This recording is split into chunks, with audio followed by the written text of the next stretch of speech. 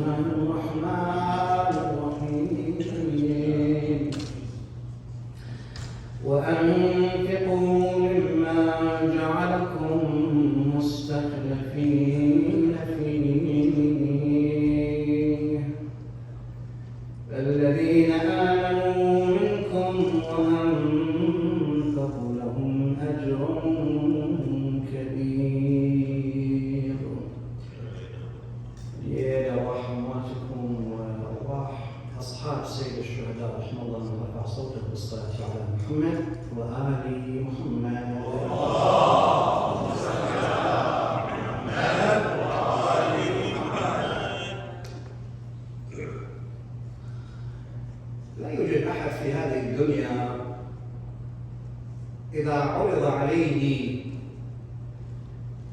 أن يكون غنيا في لحظة من اللحظات أن يرفض ذلك، والسبب لاعتقاد أكثر الناس بالسعادة المطلقة في موضوع المال.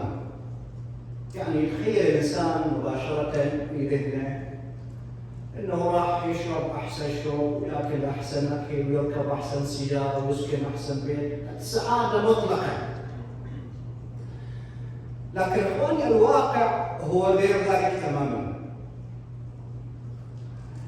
أجريت مجموعة وعدة من الدراسات في الواقع حول مجموعة من الذين ربحوا أوراق الحظ يا نصيب، ربحوا مبالغ عالية، وبين مجموعة من المتقاعدين. تعرف المتقاعد يعني فلوسه تقريبا يسد نفقات الشهر إذا يزول له كم تصير.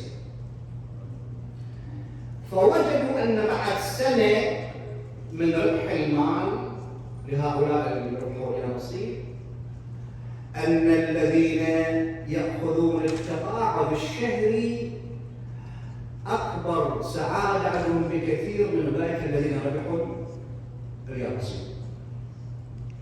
صار لي معقولة؟ قلت نعم. ليش؟ لأنه المال عادة له تبعات. يعني المال من تبعاته مثلا يبعث عند الإنسان أو في نفس الإنسان حرص، ويبعث أيضا على البخل، وكذلك يورث الهم. يعني صاحب المال خصوصا اللي ما عنده شغل رب العالمين هذا تلقى 24 ساعة يفكر كيف يحافظ على المال. يعني إذا عنده مثلا $1,000,000 بالاكونت وفوق $1 فهو يحسب ما عنده مليون، يحسب عنده $1 لأن ما يجي ينزل على المليون، يصرف حتى ويعلم مليون.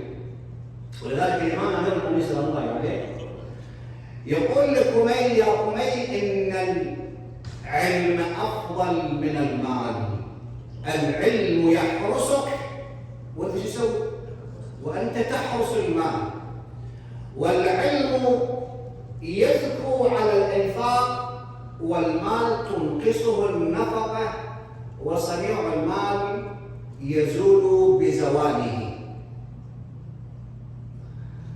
لذلك الشيء المقابلة لإيلون ماسك هذا صاحب شركة تسلا، سوى مقابلة قال له: أنت تشعر بالكآبة بالوحدة مثلا باعتبارك أنت عندك أكثر من $200 مليار في حساباتك؟ قالوا: ما أصلا أنا إذا قد يوم طلعت وما ماخذ الكلب أجل الله السامعين، كلبي ما ماخذه وياه يشعر بالوحدة. لأني أنا أشعر أن كل الناس لهم طمع في زوجي. شلون؟ وفي الواقع الأعزاء هذا الأمر أمر أن الإنسان يشعر بالوحدة وهو عندما لأنه القضية إذا صار حريص على ماله يشعر أن كل من في الوجود حتى أقرب الناس إليه هذول لهم طمع في ثروته الناس. ولذلك احنا نلقى مثلا بعض الأحيان قد تشعر أن اللي عنده مال يتصور أن هذا راح يحل كل مشاكل المال ويجلب له السعادة، ولكن أقوى شيء الحياة ما له علاقة به. بل ما له علاقة بالمال. يعني مثلا على سبيل المثال الآن احنا نشوف بعض الأخوة ينزل مثلا صورة في الفيسبوك ونزل عليه تعليقات، هذا اللي يقول له منور وهذا اللي يقول له شباب متجدد وهذا ما شاء الله. إذا يحصل له 1000 تعليق، وهو كل تعليق يقرأ يشعر بوجود سعادة في ذاته، الناس يشعرون عنه بشيء جيد، بجانب إيجابي. هذا ما تقدر تحصله بالباب. لو أن هناك تعليق واحد من بين 1000 تعليق واحد يقول له مثلا يا بنت والله كبران، انت شكلك متغير، انت مثلا صورتك كذا، تشوف هذا ينسى كل التعليقات ويدخل في قلبه شنو؟ بتعليق واحد. يدخل في قلبه هذا ما يحل المال. او بعض الاحيان قد تلقي لك انسان مثلا يمتلك كل مقومات السعاده ولكنه مريض، يا اخي سنه يوجع مثلا، تشوف ان هذا الوجع ياخذ من هذا الانسان كل السعاده اللي هو ممكن يجهزها المال او يحصلها من خلال المال.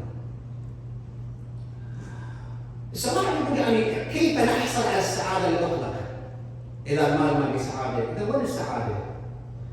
شوف اخواني، اي انسان يبحث عن السعاده هو امام خيارين بالواقع. الخيار الاول انه لازم يعيش حياه خاليه من كل المنغصات، وهذا ما موجود بالدنيا، ما موجود.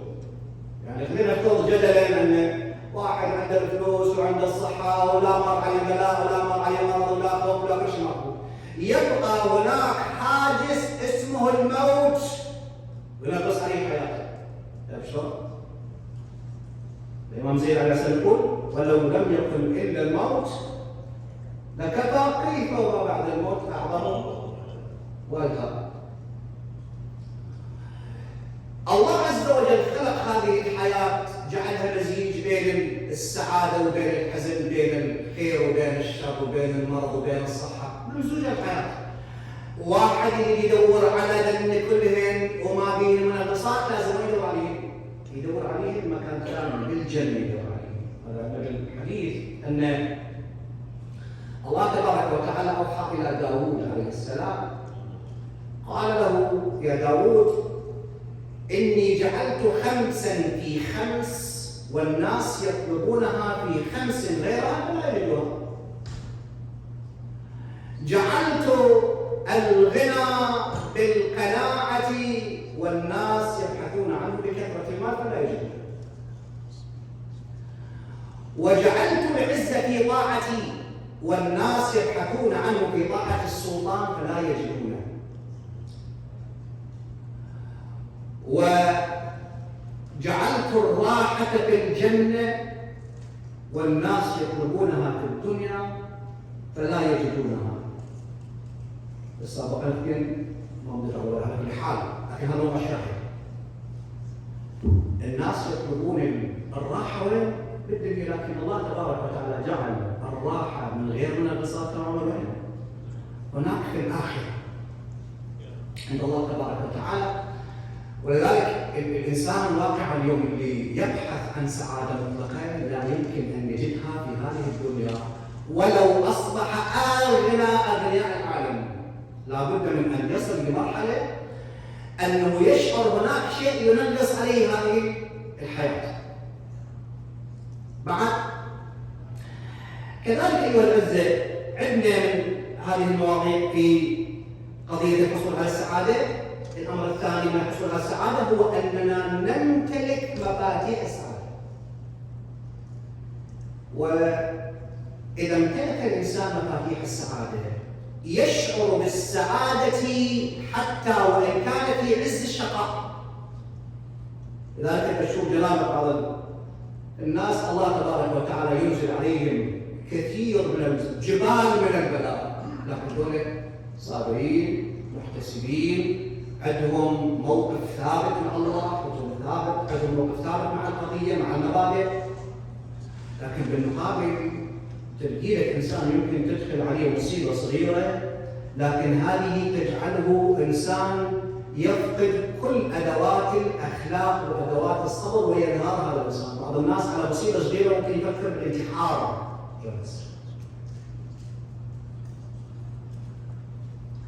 لكن المؤمن يختلف. المؤمن حتى في أوج بلائه، في قمة الشقاء، يشعر بوجود الله تبارك وتعالى وذكر الله وطمأنينة قلبه. لذلك الله تبارك وتعالى يقول: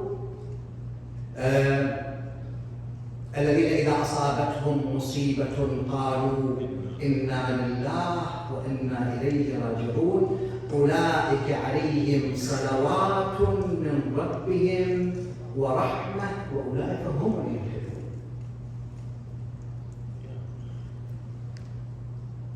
لذلك احنا عندنا الرواية عن الإمام الصادق صلى الله عليه أنه مات أحد أولاده فرفع يده بالدعاء وقال: الحمد لله الذي يقتل أولادنا فلا نزداد له إلا حبا. أصحاب الحسين صلوات الله وسلامه عليه في ليلة العاشر كانوا في قمة السعادة. طيب هل يمكن السعادة يوم السعادة؟ لأن هؤلاء امتلكوا مفاتيح السعادة. سيد الشهداء صلوات الله وسلامه عليه ماذا يقول في حميد مسلم؟ يقول: ما رأيت مكفورا قد قتل ولده وأهل بيته وأصحابه أربط جأشا منه ولا أشد دراسا ولا أجرأ مقدما، وإن كانت الرجال لتشد عليه فيشد عليها بسيفه فتنكشف من بين يديه كما تنكشف المعزة إذا شق يده. بعدين شو يقول؟ ذاك يقول: ولقد شغلني نور وجهه عن الفكرة في قتله. ليش؟ إنه كان كلما يقتل أحد من أصحابه يزداد وجهه إشراقا. منين؟ نعم، هناك مأساة يعيشها الحسين. هو القائل أول ما نزل به أنه شنو؟ بعين الله. هذا معنى السعادة، أنه يشعر سعيدا في قلبه أنه يقدم كل ما عنده لله. هذا الألم يتحول إلى سعادة أيها الأعزاء. أنا وإياك يجب أن نبحث عن مفاتيح السعادة.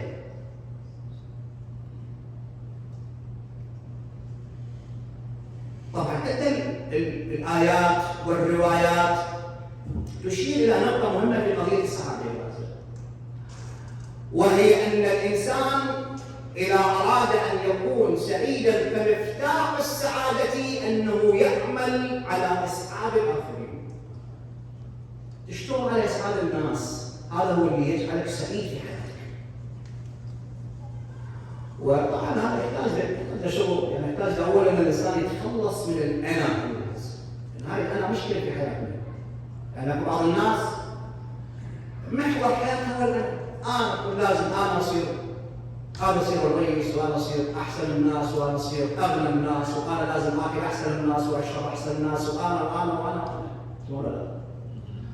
لكن اذا صار المحور هو الاخرين، مثل ما انا اذا اكل اكو ناس فقراء وجوعانين هم افكر بهم، مثل ما انا الوصول الى الله تبارك وتعالى قل اسعى للاخرين ان يصلون معي الى الله، أسعى للوصول لسيد الشهداء، أن أكون قدوة للآخرين حتى يصلون لسيد الشهداء.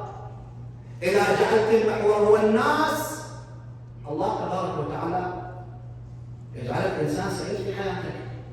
بس في بعض يقول أنا هاي المثاليات يمكن نقدر نطبقها، لا مو نطبقها ولا شوف الآن أنت كلك إن شاء الله من أهل الخير، نسأل الله تبارك وتعالى يجعلنا وإياكم من الخير. أنت يوم اللي يسوي لك عمل خير مع أي واحد بغض النظر منه، انت تشعر بالسعاده جواتك انك فعلت خير. اذا تجي تبحث تقول هذا السعاده من اجت؟ ما لها سبب الا سبب واحد، هو ان الله تبارك وتعالى انزل على قلبك السكينه والطمانينه لانك فعلت فعلا لله تبارك وتعالى. ما جاء غير هذا. الامام الصادق صلوات الله وسلامه عليه أحد أصحابه قال: يا رسول الله، أنتم عندكم أحد شيعتكم وهذا لكم صلة به، اسم النجاشي في مدينة الأهواز، هذه الأهواز الموجودة الآن، وأنا عندي طلب للدولة يعني يعبرون عنها بالخراج، لكن ما يرجع، عندي 100,000 درهم، فيا ريت تكتب لي رساله للنجاشي حتى اروح له ويأخر علي الدفع. يعني مكان السنه يسوي سنتين مثلا 3 على كل حال. الامام عليه السلام كتب رساله قصيره جدا، قال: السلام عليكم ورحمه الله وبركاته، سر اخاك يسرك الله. ايوه، رساله راح وصل للنجاشي، اعطاه رساله، شاف هذه الرساله من الامام الصادق عليه السلام، قبلها وضعها على راسه، قال له: مولانا انت شو محتاج؟ قال له: والله اقول اخراج على الدوله او الدوله اخراج علي وانا ما اقدر ادفع. قال له: ايش بدنا ناخذ لك اياها؟ قال له: بمقدار ما تستطيع. قال له: سنتين اخرها. قال له: جيب سنتين اقدر ادفع. فاخرها 2 بعدين تفكر، قال له: هل صار كذلك؟ قال لا. بعد ذلك راح اشترى ملابس جديده واعطاها اياه. قال له: هل سر كذلك؟ قال: بلى والله سرني. ثم اشترى له خادمه واعطاه مالا من عنده وقال له: هل سر كذلك؟ قال: بلى والله سرني. ودعا رجع. هذا وصل الامام الصادق عليه السلام. الامام قال له: سولف لي سوالك النجاشي. قال: يا ابن رسول الله القضيه كذا وكذا وكذا. فكل ما يسولف يشوف الامام تتفتح اساريره، شوف الامام يفرح، البشر بادئ على وجه الامام الصادق عليه السلام. فقال له: يا ابن رسول الله اسرك ما فعل ابن النجاشي؟ قال: بلى والله انه قد سرني، بل انه سر رسول الله، بل انه سر الله في عرشه. تصور انت يوم اللي يصير همك الناس، انت في كل مره تخدم الناس وتدخل السرور على الناس، انت تدخل السرور على الله تبارك وتعالى. الآن الروايات تشير إلى أن السعادة هي بالعطاء مو بالأخذ. السعادة مو على الأخذ، السعادة أنك تعطي. ليش؟ لأنه هذا لسان المعطاء هذا له ثقة بالله تبارك وتعالى، لأنه يشعر أنه هو وما يملك ملك لله تبارك وتعالى. وجوده من رب العالمين، المال اللي عنده من رب العالمين، صحته من الله عز وجل، عافيته من الله، أموال عيالك، كل شيء عند الله تبارك وتعالى. فهذا اللي يشعر أنه هو من الله وإلى الله تبارك وتعالى، يشعر أنه مستقل. جينا واحد قلنا: مولانا يعني ليش رب العالمين ياخذ عندنا خمس؟ رب العالمين ياخذ عندنا خمس، والعالم جاي يطيق، شنو ياخذ عندنا خمس؟ يعني خلينا نقول واحد يجيك يجيب لك: مولانا اتفضل هاي $100,000 لك حلال زلال، بس انت من عندنا 20,000 لنعطيه الفقراء، ترضى ولا ترضى؟ تفرح؟ رب العالمين شو يسوي الان؟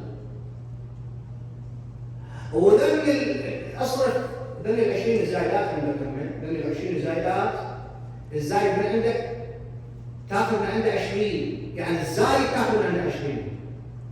عشان في رب العالمين.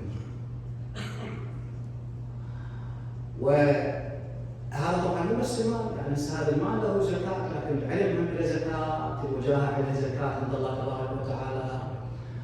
احنا مع الاسف حقيقه يعني بعض الناس علاقتهم مع رب العالمين بالقضايا اللي ما فيها فلوس، يعني تشوفه مثلا قضيه الصلاه ما عنده مشكله، يصلي صلاه الليل ويصلي النوافل ويجيب لك كذا حلقه 50 ركعه، ما عنده مشكله. زين؟ قرآن يقرا ما شاء الله، دعاء، علاقته طيبه بالقضايا اللي ما فيها فلوس، لكن بالقضايا الماليه ما عنده علاقه مع الله تبارك وتعالى، علاقته جدا سيئه. ليش؟ الله عز وجل يقول: وانفقوا مما جعلكم مستخلفين فيه. مو لهم الذين جعلوا بالآية يقول: ولقد جئتمونا فرادا كما خلقناكم أول مرة وتركتم ما خولناكم وراء ظهوركم. يعني بعض الناس يمر عليه السنة هو يمكن ما دخل $5، لا صدقة لا زكاة لا قوم يستاهل شيء. واخواني اسالكم موضوع بالواقع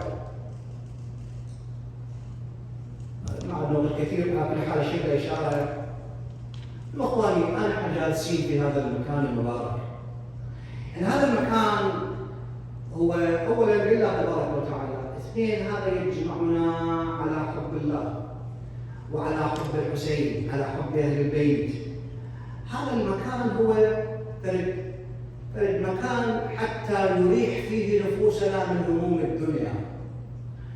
لكن هذا المكان اخواني له تبعات ماليه كثيره وكبيره. يعني حسب معلومتي القاصره في الايام العاديه، الاشهر العاديه، ان هذا المكان تقريبا حدود يعني 7 الى 8000، هذا مينيمم $8000 بالشهر مصاريف بهذا المسجد حتى يبقى قائما. زين، لما تجي المناسبات المبلغ يكون مبلغا ضخما عند الرئيس. زين، احنا تمام نحب ابو علي الله يشفي حفظه ويخلي خير على الجميع، لكن احنا يجب ان نكون مبادرين.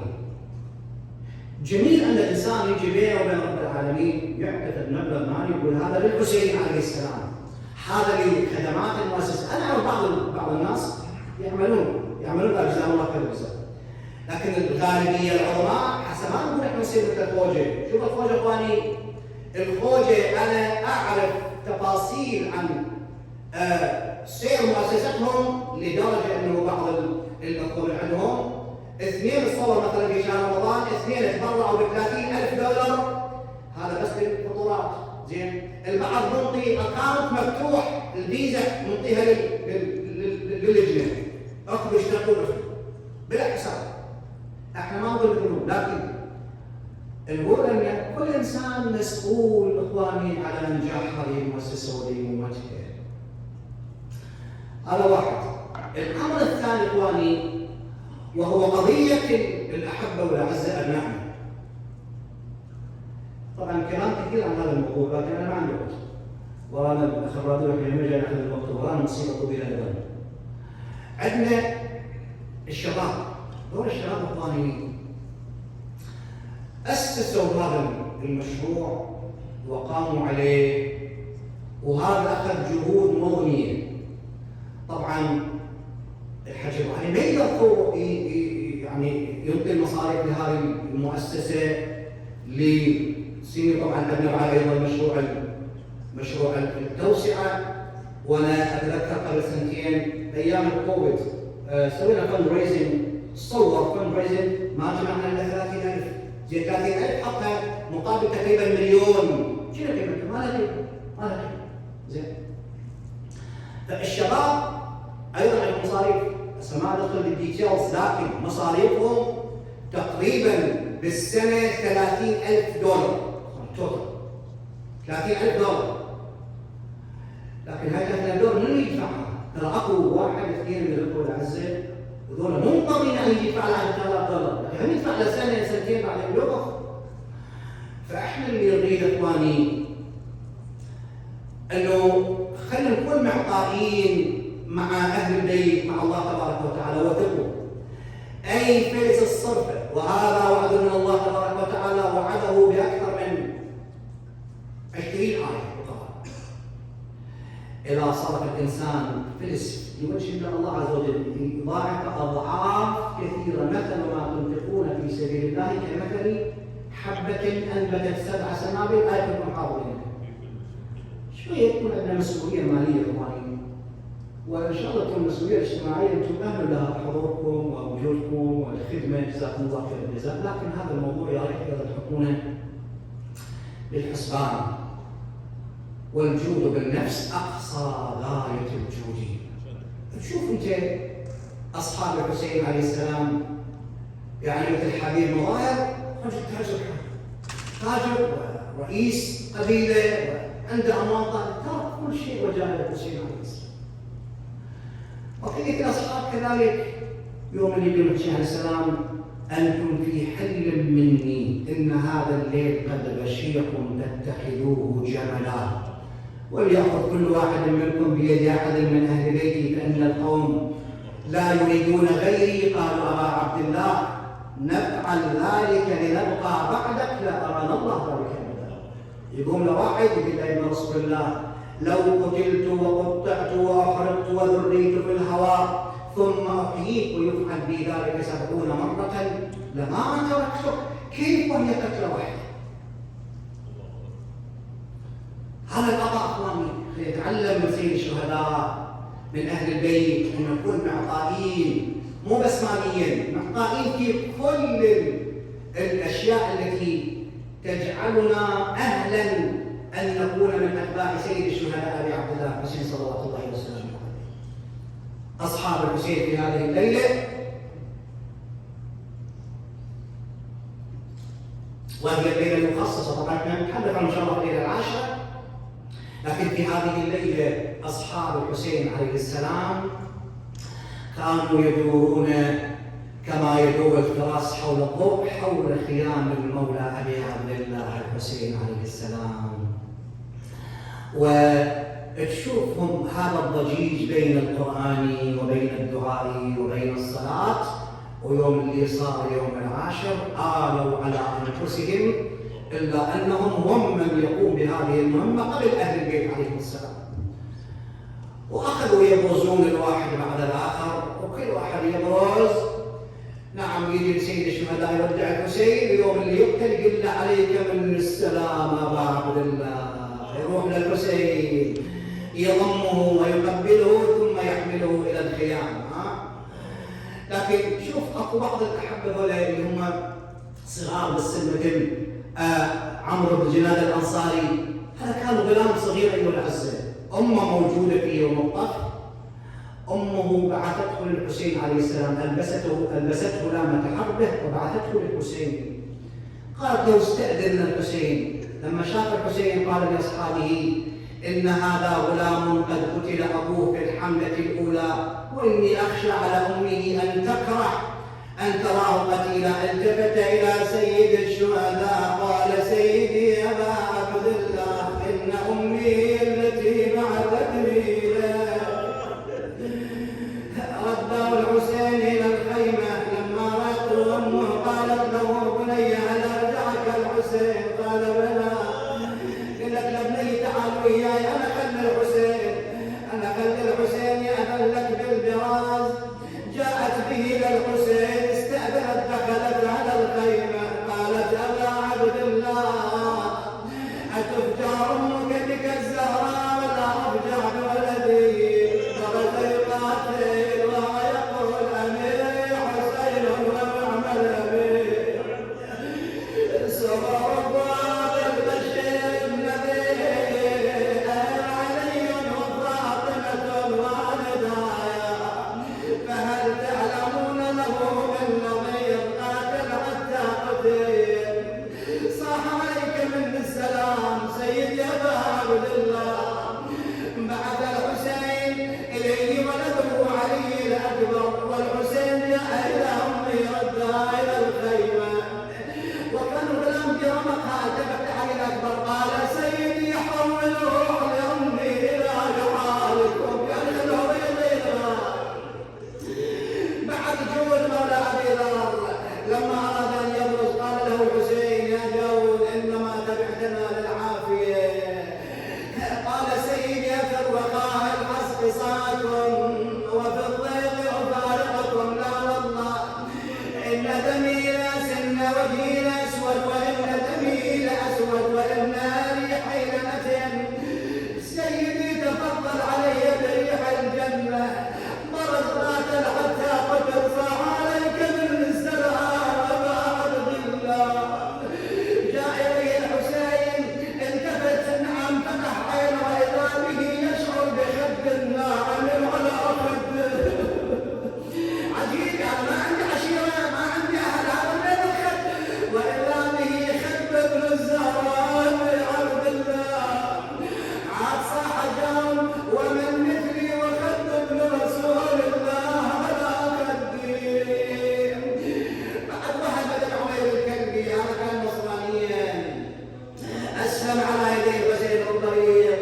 يوم اللي سمع الحسين ينادي على المغيث يغيثنا، نعم بعثته أمه إلى الحسين زوجته قالت له لا تذهب لقتال الأعداء لا تفجعني بنفسك. قالت له أمه بني لا تسمع كلامها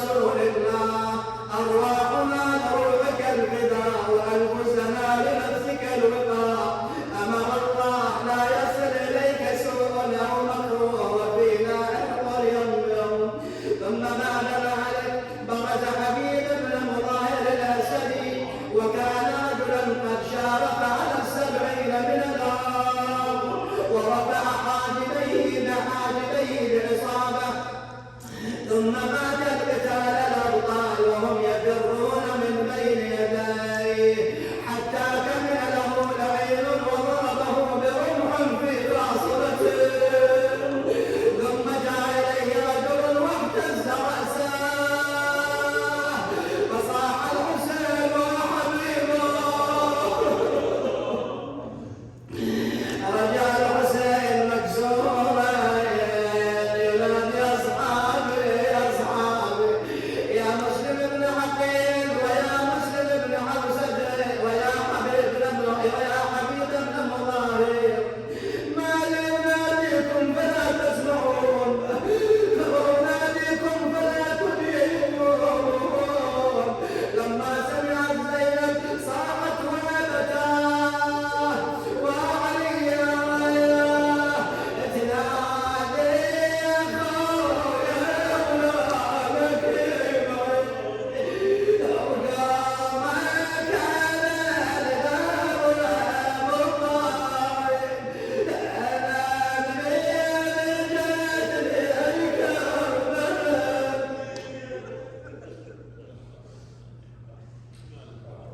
اللهم صل على محمد اللهم عجل لوليك الفرج وسهل له الامور والمخرج واجعلنا من نوائب ومصائب التأمين اللهم شافي كل مريض لا سيما من اوصلنا الدعاء اللهم من عليه بالصحه والسلامه والعافيه اللهم ارحم جميع الموتى لا سيما موتى الحاضرين والسامعين والمؤسسين والموتى المدفونين في مقبرة وادي السلام إلى روح الشهداء السعداء